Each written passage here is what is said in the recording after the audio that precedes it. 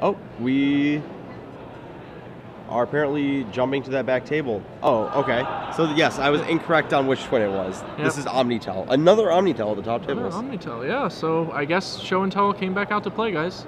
Yeah, this is like a matchup from 3 months ago. We got Omnitel battling against Maverick. That's true. Both of these decks, Maverick has been especially dead Yeah. for the last few months, but Omnitel has just taken like a short hiatus.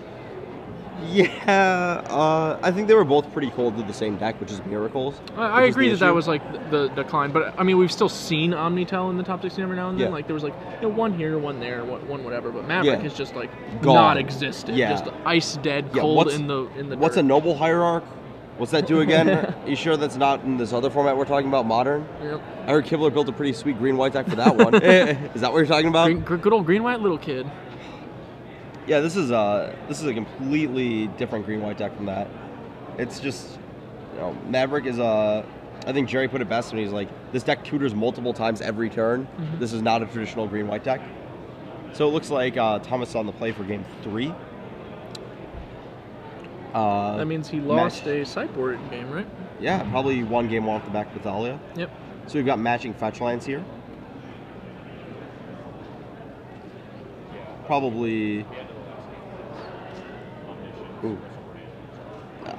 Omniscience apparently resolved last game, as did another spell that costs more than 7 mana. Yeah, that's not good for anybody, generally speaking. Will gets an Underground Sea, which is an interesting, somewhat aggressive play in terms of playing into a wasteland. He's just assuming that he either has... Oh, he has a Thoughtseize. Okay. Choke, Caracas, Scavenging Ooze, Gasali Pride Mage, and Stoneforge Mystic. This is not a very aggressive hand, but he does have that choke, so what do you think? Do you snag the choke? Looked like Will had a Jace. So I'd have to see the rest of Will's hand, but it's that's fair. Pretty likely that I would take Pride Mage or Choke. Those look like the two best ones. Scavenging Ooze is not much more than a Grizzly Bear. Yeah, in only this matchup. slightly better than a Grizzly Bear. Yeah, Stoneforge Mystic is Yeah, this reasonable actually clock, looks but- kind of awkward because Will kept a Show Gristlebrand hand. So I think you have to take the Choke here. Okay. Your game plan may be to take the Choke. I'm just interested because he has a C and I don't see a red source.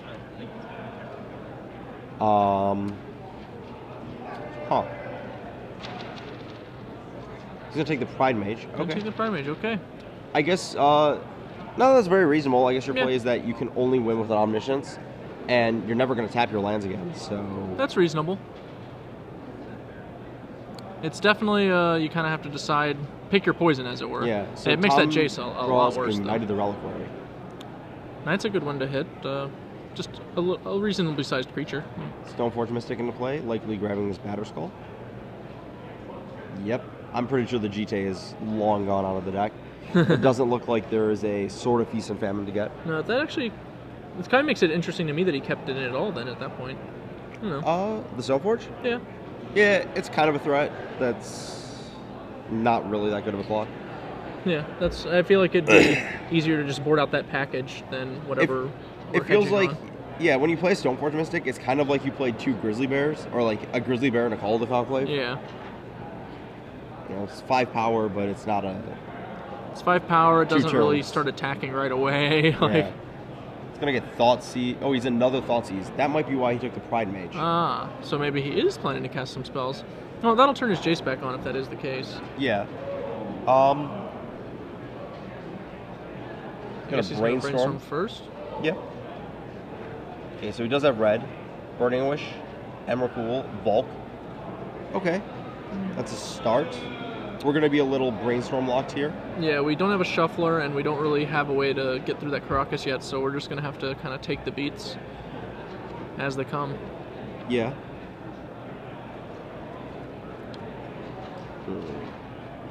I mean, it doesn't really matter all that much. Correct. I'm going to draw them both anyways. Thoughtseize again. Take the Choke, presumably. Yeah. Because if you take the Batterskull, he just plays the Knight. It doesn't really matter which threat he actually plays. I kind of wish that we had taken the choke the first time though now? Because then we would now be free to take the Batter Skull. We aren't, because you actually have to win with an Omni because of the Caracas. Yeah, I understand that. But I mean, it's just Batter Skull is going to put us on a faster clock than Casali Pride Mage. Well, the Casali Pride Mage being in play stops the Omni, though. I mean, stops it? I mean, well, I guess... Yeah. Yeah, you're right. That's reasonable. So, like, you have to take the 2 actually interactive cards here and try to Yeah, the only way you could really beat the Pride Mage is finding 2 Omnis. Yeah. And then casting an Omni off the Omni is the first thing you do. Right. Which is a perfectly fine way to start. Shaking my head over here. Oh, ho, ho, ho. I mean, if I saw everything, what's better than seeing everything twice? Yeah. Do we... Let's see. Thomas's other cards were a Scavenging Ooze. So the correct play is to play the Knight here. Because playing the Knight lets you play 2 2-drops next turn off the Cavernous Souls that we know Thomas has in his hand. It lets you flash in the Batter Skull. Yeah, this is not the correct sequencing for maximum damage and mana usage. Agree? Yep. The Knight's going to get bigger, a little bit faster. Plus, he presents you with some options like Wasteland. Yeah, and leaving up the Caracas doesn't actually stop the real threat, which is show into...